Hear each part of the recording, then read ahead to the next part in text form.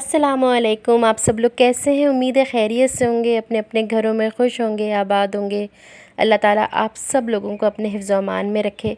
तो ये गर्मियों की सौगात में से एक सौगात है जो हमें मिलती है अल्लाह ताला की तरफ से, एक नेमत है ये बेले और मोतिया के फूल, क्योंकि ये सिर्फ़ गर्मियों में निकलते हैं। तो हम लोग गर्मियों का हाय हिल्ला तो हर वक्त मचाते ही रहते हैं, लेकिन गर्मियाँ हमारे लिए बहुत सारी नेमतें लेकर आती हैं, जैसे कि जामुन, फ़ालसे, आम, कैरियाँ, बेले के फूल, मोती के फूल और धूप जो हमारे लिए बहुत ज़रूरी है। तो बहरहाल हर हाल में अल्लाह का शुक्र अदा करना चाहिए। और हम कराची वालों जो 8 या 9 और कभी कभार 10 महीने पूरे साल में हम गर्मी बर्दाश्त करते हैं, लेकिन बहरहाल अल्लाह का शुक्र अदा करते हैं हर हाल में। अच्छा, मैं ऊपर की तरफ जब गई थी ना, टॉप पे, खुंजराब से भी आगे, वहाँ पे गर्मी कभी पड़ती नहीं। उन लोगों के यहाँ पूरे साल में गर्मी नहीं पड़ती, मतलब जो उनके यहाँ की गर्मी होती है वो हमारे यहाँ की शदीद तरीन सर्दी होती है। तो ये भी तजुर्बा मेरे साथ रह चुका है। तो यहाँ पे मैं नाश्ता करने जा रही थी और आज कुछ हल्का फुल्का सा खाने का दिल चाह रहा था। और सीरियसली बात बताऊँ तो बच्चे स्कूल कॉलेज गए हुए थे, तो अपने लिए कुछ बनाने का दिल नहीं चाह रहा था कि आटा गूंदूँ, रोटी पराठा या कुछ बनाऊँ। ब्रेड वगैरह मुझे पसंद नहीं और थी भी नहीं, तो मैंने सोचा कि ऐसे ही हल्का फुल्का सा बस बिस्किट और दूध ले लेती हूँ। पहले मैंने बिस्किट ही खाना शुरू किया, फिर मैंने दूध भी ले लिया था, ताकि ये कि सूखा सूखा बिस्किट हलक से उतर नहीं रहा था मेरे। मुझे बिस्किट्स भी इतने कुछ ख़ास ज़्यादा पसंद नहीं है, मगर मारी बिस्किट मेरा ऑल टाइम फेवरेट बिस्किट है और वो मेरी अम्मी का भी फेवरेट था। तो बस जब बिस्किट हाथ में लिया मारी का, तो अम्मी की याद आ गई। तो अल्लाह ताला उनको जन्नतुल फिरदौस में आला मकाम अता करे, उनकी मग़फ़िरत फ़रमाए, उनके दर्जात को बुलंद फ़रमाए। तो आप लोग भी यहाँ पे आमीन कह दीजिएगा। पता नहीं किसकी आमीन किसके हक़ में कब कबूल हो जाए, तो सबके लिए ही दुआएं करनी चाहिए।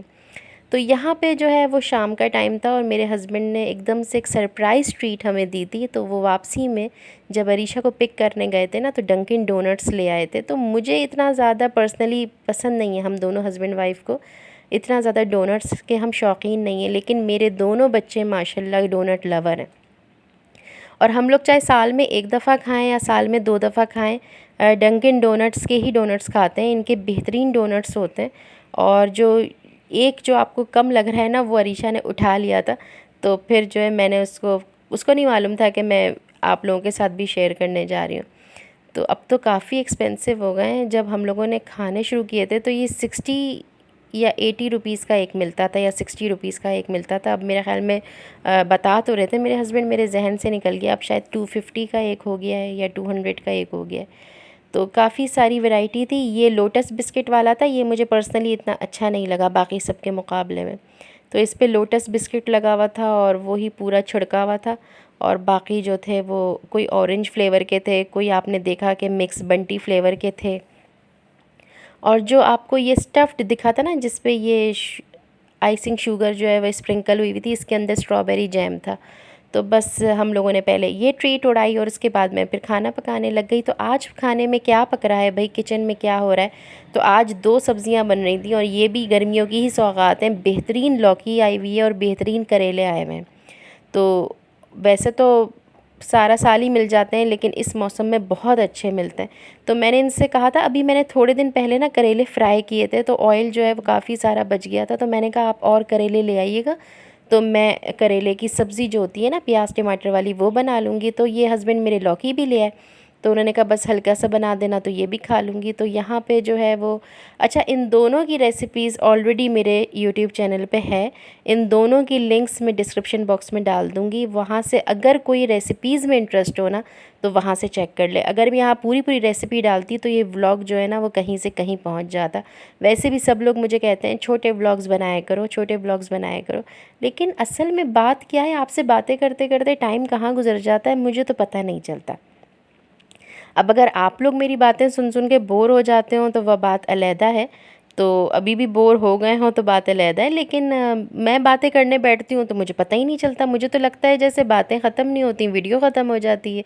तो वीडियो तो बस एक बहाना है जो स्क्रीन पे चल रहा होता है। असल तो आपसे बातें करने आते हैं, अपने दिल के हाल कहने आते हैं, और आपकी भी सुनने आते हैं, जो आप कमेंट बॉक्स में बहुत प्यारे प्यारे कमेंट्स करते हैं। और जो लोग भी कमेंट्स करते हैं उन सब का तहे दिल से बहुत बहुत बहुत शुक्रिया, जज़ाकल्लाह। अल्लाह ताला आप लोगों को हमेशा खुश रखे। इस बहाने हम लोग एक दूसरे से हमारी बॉन्डिंग रहती है। अच्छा, यहाँ पे ना मैंने दूधिया लौकी बनाई थी, और ये इसकी रेसिपी आपको शायद कहीं भी नहीं मिलेगी, क्योंकि ये मैंने तो आज तक कभी नहीं देखा कि मेरे ननियाल के अलावा ये दूधिया लौकी कहीं और बनती हो।